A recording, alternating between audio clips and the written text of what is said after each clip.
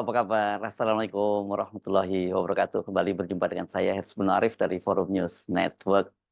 Pencalonan istri Kaisang Pangarep, putra bungsu Presiden Jokowi, yakni Erina Gudono, untuk menjadi calon bupati di Sleman, Yogyakarta ini kelihatannya eh, tidak main-main ya, bukan sekedar bercandaan saja atau sekedar membuat headline berita saja. Karena ternyata DPP Partai Gerindra itu juga sangat mendukung usulan itu.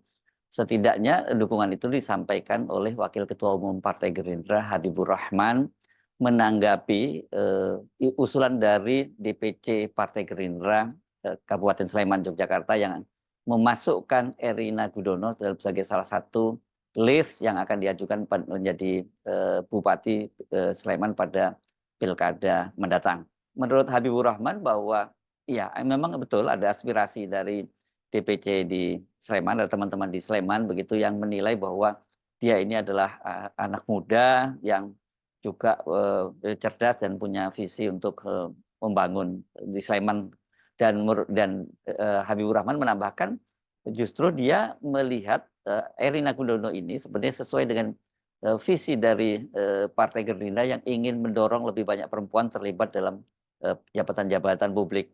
Di luar alasan itu, kata Habibur Rahman, juga mengapa kemudian dia mendukung untuk Erina ini diajukan oleh Gerindra sebagai calon bupati untuk Sleman, karena peran dari Erina dan keluarganya itu dalam memenangkan paslon 02 pada Pilpres lalu itu sangat signifikan gitu. Jadi dengan cara begitu ya buat Habibur Rahman ini tinggal diusulkan saja ke DPP, dan nanti kan keputusannya seperti apa, yang akan mengambil keputusan adalah Prabowo Subianto sebagai ketua Partai Gerindra, ketua umum Partai Gerindra. Nah ini jadi kalau sudah DPP yang menyatakan begitu, menyambut baik usulan dari DPC Gerindra di Sleman, ya berarti ini rencana Erina Gudono untuk maju sebagai Bupati Sleman ini yang diusung oleh Gerindra itu bakal mulus. Tinggal sekarang ini bagaimana kursi yang akan mengusungnya, karena Gerindra di Kabupaten Sleman itu hanya mendapatkan 6 kursi, dan sementara untuk mengajukan calon sebagai calon bupati itu diperlukan setidaknya 10 kursi. Nah, kata Ketua DPC Gerindra Sleman itu mereka akan berkomunikasi dengan partai-partai koalisi 02, partai yang nantinya akan menjadi koalisi dari pemerintahan, yakni Golkar dan Partai Amanat Nasional. Nah, tapi kalau kita lihat dari sini ya, kemudian Erina ini dimajukan oleh Sleman, apakah betul itu merupakan inisiatif dari DPC Sleman, atau sebenarnya itu merupakan inisiatif dari DPP Partai Gerindra, tapi kemudian itu yang menyampaikan supaya lebih natural, yang menyampaikan adalah DPC dari Gerindra di Sleman begitu ya. Kan kalau yang muncul itu yang mengusulkan dari DPP, maka akan terlalu mencolok perhatian begitu. Nah ini kalau betul memang ini bagian dari skenario yang dimainkan oleh DPP Partai Gerindra, itu menjadi pertanyaan besar buat kita. Sebenarnya bagaimana sih posisi antara Pak Prabowo dengan Pak Jokowi ini? Karena banyak sekali yang pengamat yang memperkirakan bahwa nantinya hubungan antara Pak Jokowi dengan Pak Prabowo itu akan renggang bersamaan dengan Pak Prabowo nanti dilantik menjadi presiden. Tapi sementara ini fakta-fakta menunjukkan bahwa ya kelihatan sekali Pak Jokowi itu sangat dominan dalam nantinya akan dalam pemerintahan, perannya dalam pemerintahan Prabowo Gibran, kan soal penyusunan kabinet sekarang yang diakui oleh paslon 02, meskipun kemudian Pak Jokowi sendiri ketika ditanya oleh wartawan pada waktu itu ketika soal kabinet, dia menyatakan dia tanya Pak Prabowo, jangan tanya saya. Tapi seperti biasa kita memahami cara berkomunikasi Pak Jokowi itu kita artikan secara terbalik. Kalau dia menyatakan bahwa jangan tanya saya, ya itu berarti sebenarnya dia yang punya peran besar, karena kita kan mendengar ada tawaran-tawaran masuk kabinetnya Prabowo Gibran yang disampaikan oleh Pak Jokowi untuk partai-partai yang sekarang ada di kubu oposisi. Yang jelas tawaran semacam itu kan sudah disampaikan oleh Pak Jokowi kepada Surya Paloh ketika bertemu di istana beberapa waktu yang lalu, nggak lama setelah Pilpres tanggal 14 Februari. Jadi memang perannya Pak Jokowi itu akan sangat besar. Tapi pertanyaannya, apa yang terjadi sesungguhnya dengan Pak Prabowo? Kok ini seorang sahabat gitu menyebutnya Pak Prabowo itu seperti terkesan tersirap, kayak kesirap oleh Pak Jokowi. Mungkin buat Anda yang bukan berasal dari Jawa, istilah kesirap ini agak asing ya. Tapi kesirap ini apa ini semacam kalau dalam tradisi Jawa ada seorang yang menggunakan mantra-mantra gitu ya khusus yang membuat orang itu tertidur ya, kesirap itu ya. Kalau pencuri tradisinya biasanya begitu menggunakan ilmu sirap itu maka dia sebelum masuk ke rumah itu dia akan membuat penghuni rumahnya tertidur dan kemudian bisa dengan leluasa masuk ke dalam rumah itu dan mengambil barang-barangnya. Tapi mungkin juga bisa kalau saya lihat di KBBI selain kesirap tadi itu yang tertidur tadi, kesirap itu juga bisa diartikan terpukau gitu ya. Tapi saya kira kalau terpukau itu kan pada saat Pak Prabowo masih menjadi anak buahnya Pak Jokowi ya, ketika dia masih menjadi Menteri Pertahanan yang ditarik oleh Pak Jokowi ke kabinet. Tapi kalau sekarang setelah pemilu dan kemudian dia sudah mengklaim kemenangan pada Pilpres kemarin, artinya dia yang akan menjadi presiden dan bersama dengan Gibran sebagai wakil presidennya dan dia masih terus mencoba mengikuti apapun maunya Pak Jokowi ya kata apa lagi yang lebih tepat kecuali bahwa itu Pak Prabowo itu seperti kesirapnya Pak Jokowi gitu. Erina Gudono ini bagaimanapun juga kan ini merupakan bagian dari kalau dia jadi maju ke Pilkada Kabupaten Sleman ini adalah bagian dari dinasti politik Jokowi ya. Karena kita mendengar kabar bahwa selain Erina Gudono kan Kaisang Pangarep itu juga digadang-gadang dia menjadi wali kota Solo menggantikan Gibran, yang Gibran akan kemudian menjadi wakil presiden. Tapi belakangan juga muncul usulan agar Kaisang itu diajukan sebagai calon gubernur DKI Jakarta atau Jawa Tengah.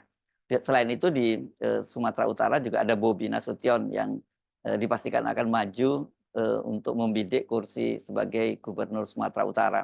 Jadi kalau ditambah Erina Gudono, ya ini makin lengkap lah ya anak dan menantu di kekuasaan begitu ya. Yang kurang saya kira cukup tinggal Kahiyang saja istri dari Bobi yang mungkin nanti akan lengkap kalau dia didorong juga menjadi wali kota Medan menggantikan Bobi karena kan banyak sekali sekarang tradisinya ya posisi jabatan bupati atau wali kota yang ditinggalkan oleh suaminya diisi oleh istrinya gitu.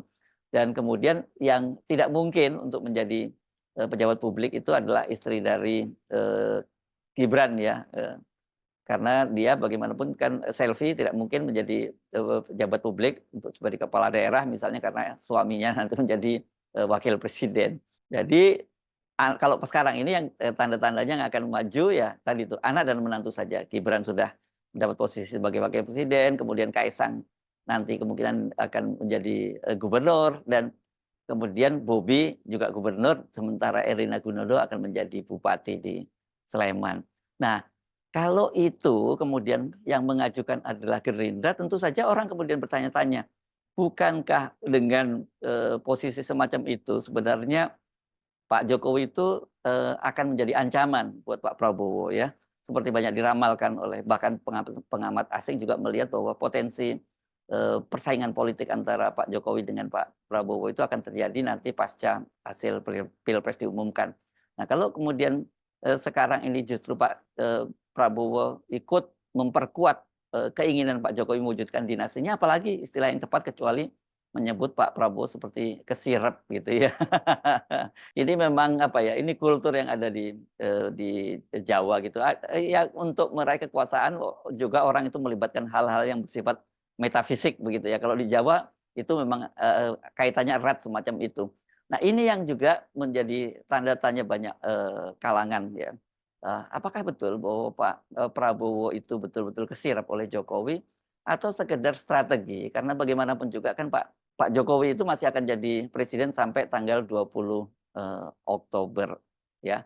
Jadi sebelum itu ya Pak Jokowi masih terus bisa mengutak-atik di pemerintahan termasuk dia waktu kemarin sebenarnya menginginkan agar pilkada itu dimajukan pada bulan September sehingga dia tetap bisa mengontrolnya. Dan untungnya kemudian Mahkamah Konstitusi itu membatalkannya dan menegaskan bahwa pilkada harus tetap dilaksanakan sesuai jadwal tanggal 27 November. Artinya kalau 27 November itu presidennya bukan lagi Jokowi, dia tidak bisa cawe-cawe di situ. Nah, ini saya kira memang sangat menarik untuk memahami hubungan antara Pak Jokowi dengan Pak Prabowo ini dan bagaimana prospek masa depan hubungan keduanya dengan cara misalnya melihat tadi, kita lihat dari, pencalonan Erina Gudono oleh, Gerindra dan kemudian ternyata itu didukung oleh, DPP Gerindra.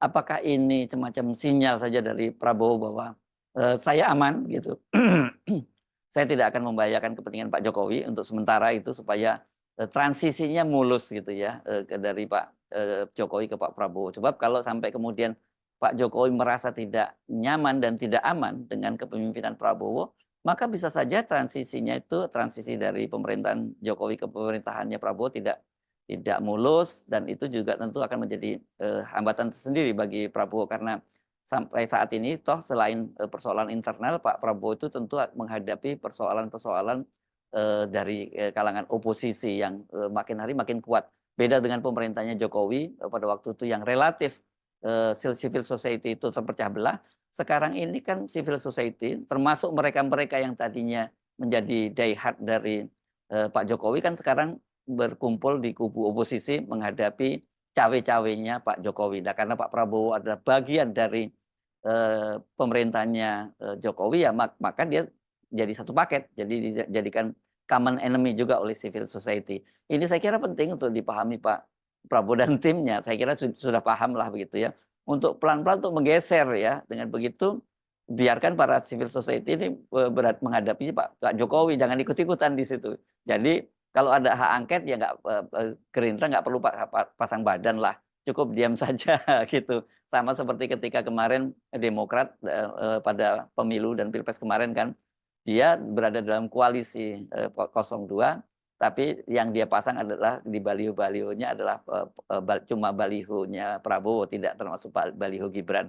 Yang banyak dipasang adalah balihonya Agus Harimurti dan SBY. Saya kira strategi dari Demokrat itu bisa ditiru oleh Pak Prabowo, jangan kemudian malah ikut-ikutan sekarang mencalonkan Erina Gudono, istri Kaisang untuk menjadi bupati di Sleman, Yogyakarta. Saya Sebenarif dari Forum News Network, sampai jumpa lagi. Wassalamualaikum warahmatullahi wabarakatuh.